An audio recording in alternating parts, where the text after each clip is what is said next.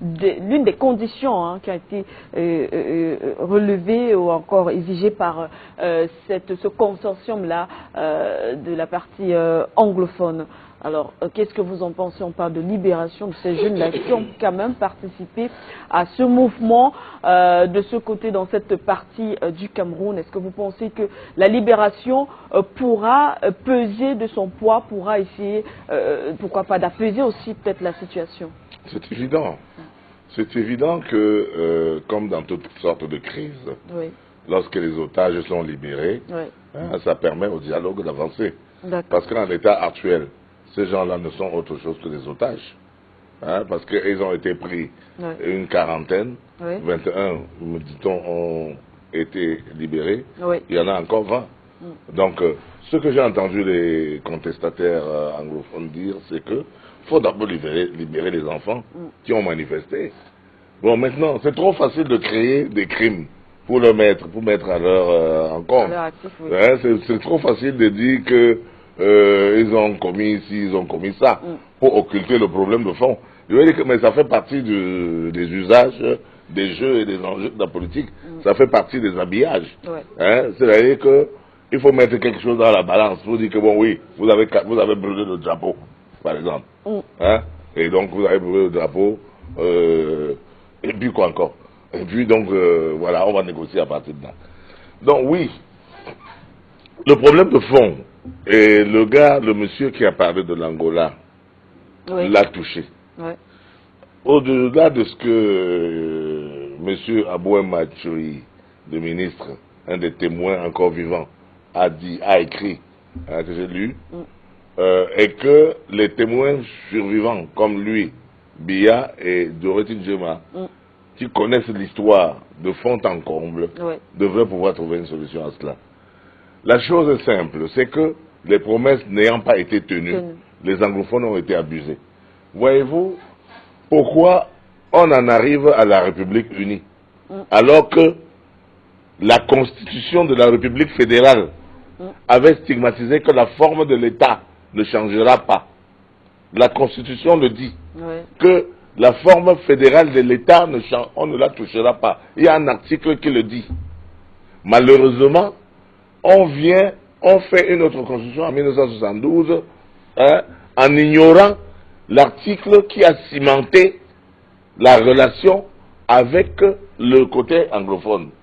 La forme fédérale de l'État n'est pas susceptible de changer, n'est pas en débat. Et toute question relative à la forme de l'État est irrecevable. C'est écrit, noir et blanc. Alors, Maître Momo, nous sommes d'accord avec ce que vous dites, mais dès le départ, quand même, il faut le dire, le Cameroun a été divisé à cause de la colonisation. Il y a eu la colonisation. Oui, voilà, dès le départ, c'était quand même un pays. Oui. J'en viens. Je dis quoi? Ça, c'est l'histoire. Oui. L'histoire, c'est que bon, il y a eu les Anglais d'un côté, oui, du côté anglophone, et les francophones. C'est pas une mauvaise chose si on veut quand même réunir les deux parties. Mais il y avait déjà l'unification. La fédération, c'est quoi? l'unification. Il y a eu la réunification. Oui. La réunification, c'est en 1961. Oui. Mais la réunification sous la forme fédérale. Maintenant, en 1972, vous avez cassé, brisé cette fédération. C'est l'unification. Oui, tout à fait. Pourquoi vous pensez que la fédération, c'est une séparation? La fédération n'est pas séparation. Il y a eu l'unification, la réunification des deux États en 1961. Oui. Et donc maintenant, en 1972, parce qu'on a trouvé le pétrole à Limbé, dans la partie anglophone, les Français qui étaient encore au pouvoir au Cameroun et qui sont toujours encore au pouvoir au Cameroun jusqu'à ce jour, ont manœuvré avec Aïdjo pour créer l'État unitaire en violation de la Constitution fédérale, en violation de l'article qui est le ciment, qui était le ciment de la réunification, pour pouvoir s'accaparer du pétrole de Limbé. Parce qu'on a vu que alors que dans l'État fédéral, les biens de chaque État lui appartiennent. Comme je vous ai parlé des mobiliers de tout à l'heure, ça lui appartient. Mais il y a une quote-part que vous devez donner au pouvoir central. Or, en créant ex nihilo, la République unie, ils ont avalé tous les biens des anglophones. Ouais. Écoutez, c'est pas parce que je suis francophone que je vais faire la langue de bois. Il faut dire la vérité. On les a spoliés, on les a volés. La vérité, c'est ça. Et c'est clair. Ils demandent qu'on revienne au statu quo ante, qu'on revienne à la constitution du départ, qu'on analyse l'article inamovible qui était le ciment de la fondation de l'union, de l'union, parce qu'il y a union. Ne croyez pas, comme je vois dans le quartier, les gens pensent que le fédéralisme va diviser les gens. Mais les gens sont comment? Ils ne comprennent pas que c'est une union toujours, mais sauf que c'est la forme de l'État qui change, qui donne le pouvoir à l'État fédéral, aux États fédéraux, chacun d'avoir une certaine autonomie. Il n'y a pas un plus grand bien qui ne puisse arriver au Cameroun. Et d'ailleurs, c'est pour ça que les sécessionnistes ont dit. Ils ont dit, l'État fédéral ayant été dissous, l'État unitaire appartient maintenant à la France. Et ils appellent le pouvoir de Yaoundé le pouvoir colonial français. Et c'est vrai, c'est les Bolloré qui vivent ici, qui agissent ici. Vous avez une entreprise, quand on dit investissement, vous allez voir les Bolloré, ils ne payent pas les impôts ou ils payent moins, ils ne payent pas le personnel, c'est eux qui font garder le SMIC à peine à 35 000 francs ici, alors qu'ailleurs, juste ici au Gabon, en Guinée équatoriale, le dernier manœuvre est payé à 150 000 francs. D'accord? Donc c'est eux qui font ça. Et les sécessionnistes ont dit ceci. Vous les francophones, restez avec la France si vous voulez. Et laissez-nous. Ou si vous voulez qu'on continue ensemble, quittez la France-Afrique, quittez les Français, et venez, on construit notre maison sans eux. Est-ce qu'un discours comme ça n'est pas compréhensible? C'est une information peut-être qu'on n'avait pas. Oui, c'est leur discours, c'est le raccourci de leur discours. Il faut que les gens disent la vérité. La vérité, c'est ça. La vérité, c'est que les francophones sont toujours liés à la France, qui spolient tous les biens, et eux, ils n'ont rien. Depuis le pétrole de Limé jusqu'au gaz de Bakassi, tout le pétrole Bakassi, et tout ce qu'il y a dans la zone. La zone est riche, mais ils ne peuvent pas se développer. Parce que, regarde comment on a écrit même dans la Constitution qu'on va faire la décentralisation. Ça fait 20 ans.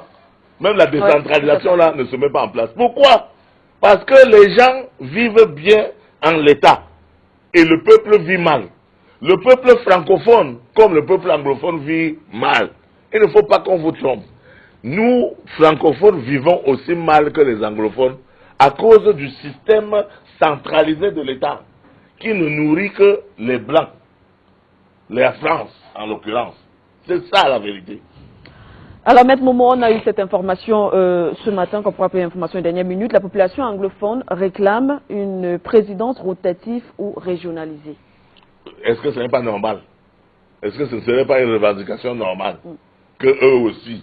Est-ce que qui a dit que, comme on vient à l'Union, le président sera toujours francophone? Je crois qu'il faut tenter aussi un président anglophone. Pourquoi on n'a que 2 présidents pendant presque 60 ans? 60 ans, 2 présidents. L'un fait son temps, 23 ans, il donne la passe à l'autre qui est déjà à 34 ans. Après, il va donner la passe à quelqu'un d'autre encore qui va faire quoi? Et les anglophones, qu'est-ce qu'ils gagnent? Attendez, quand nous nous mettons ensemble dans nos tontines, dans nos organisations sociétales, mais ça, on met l'argent en commun, vous gagnez pour acheter ce que vous voulez. Après, demain, c'est mon tour, non? Pourquoi, dans une sorte de Ndjangi, parce que la politique n'a Ndjangi, comme a dit Achou, pourquoi dans ce Ndjangi, il n'y a que les francophones qui vont toujours prendre la mise et les anglophones ne prendront jamais rien? Est-ce que ce serait juste? Est-ce que ce serait équitable? Est-ce que ce serait justice? Ce ne serait pas juste, ni justice. Il faut que les gens apprennent à le comprendre et à l'accepter. Et moi, ce qui me fait mal, c'est que je vois les francophones qui sont là à critiquer les anglophones, alors que les anglophones, précisément, ont le courage de se battre pour nous. Et nous, on ne fait rien. Nous subissons la même chose. Vous aussi, Madame Manuela, vous ici, qui travaillez ici, vous subissez le contre-coup. Ça profite à tout le monde. Soutenir la cause anglophone, c'est soutenir la cause du Cameroun contre les prédateurs du Cameroun, y compris les prédateurs internes et les prédateurs externes. Voilà la vérité. Soutenir la cause francophone, anglophone.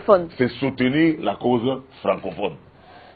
C'est soutenir la cause des misérables, des pauvres, des sans-abri. C'est soutenir le changement. Il faut un changement dans ce pays. Il faut une politique qui tienne compte de l'être humain. Il faut une politique qui tienne compte des habitants qui habitent ici. Il ne faut pas que l'Afrique soit toujours considérée comme un puits de pétrole. Il faut que l'Afrique et le Cameroun soient considérés comme un continent où des hommes vivent. Parce que quand les gens, comme les Bolloré, ou les gens qui ont les sociétés de bananes à Djombe, quand ils paient les gens à 35 000 francs là, 35 000 francs mon ami, ça n'atteint même pas un euro. Hein? Ça atteint combien d'euros là? Ça n'atteint pas 10 euros. Ça peut atteindre 10 euros, 650 fois machin. Bon, enfin, on va dire ça comme 100 euros. À peine, ça n'atteint pas 100 euros. 100 euros, oui, voilà. Est-ce que quelqu'un en France, en Europe, peut vivre avec 100 euros de salaire? 100 euros, c'est 65 000 francs.